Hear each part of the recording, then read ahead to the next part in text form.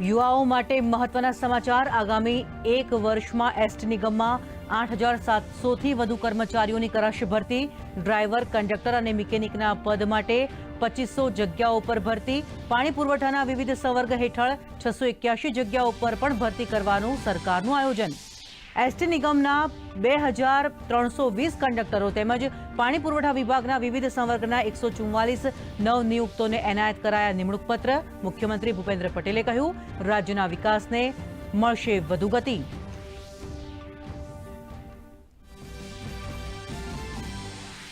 પેડેસ્ટ્રલ અને આર્ટિક્યુલેશન ક્રશ થવાના કારણે ગંભીરા બ્રિજ તૂટ્યો હોવાનું પ્રાથમિક તારણ। કેબિનેટ મંત્રી ઋષિકેશ પટેલે દુર્ઘટના સ્થળનું કર્યું નિરીક્ષણ।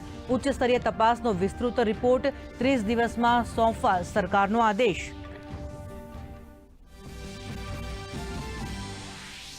ગંભીરા બ્રિજ દુર્ઘટનામાં શોધખોળ કામગીરી અંતિમ તબક્કામાં। 2 વ્યક્તિઓની શોધ ચાલુ। નદીના પાણીમાં સલ્ફ્યુરિક એસિડ ભરેલું ટેન્કર સહિતના પડકારો વચ્ચે બચાવ ટીમ દ્વારા કરાઈ રહી છે કામગીરી।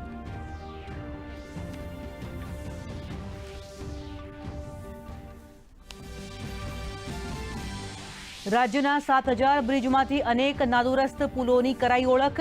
છોટાઉદેપુરના મેરિયા અને ઓરસંગ નદી ઉપર આવેલા બ્રિજ ભારે વાહનો માટે કરાયા બંધ।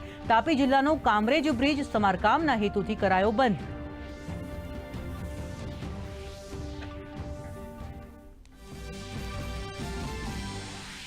કેવડિયા ખાતે કેન્દ્રીય યુનિવર્સિટીઓની 2 દિવસીય કુલપતિઓની પરિષદનું સમાપન।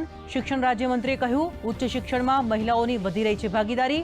8 વર્ષમાં નોંધાયો 32% વધારો।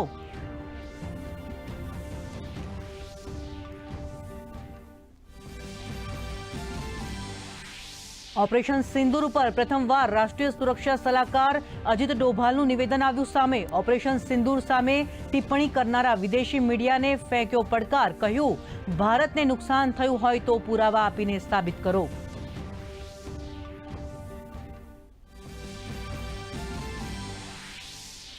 એક રાષ્ટ્ર એક ચૂંટણી ઉપર ચર્ચા વિચારણા કરવા સંસદીય સંયુક્ત સમિતિની યોજાઈ મહત્વપૂર્ણ બેઠક। સુપ્રીમ કોર્ટના પૂર્વ સીજેઆઈ ડીવાય ચંદ્રચૂડ અને જયેશ ખેહરે દેશભરમાં એક જ ચૂંટણી કરાવવા મુદ્દે આપ્યા માર્ગદર્શક સૂચનો।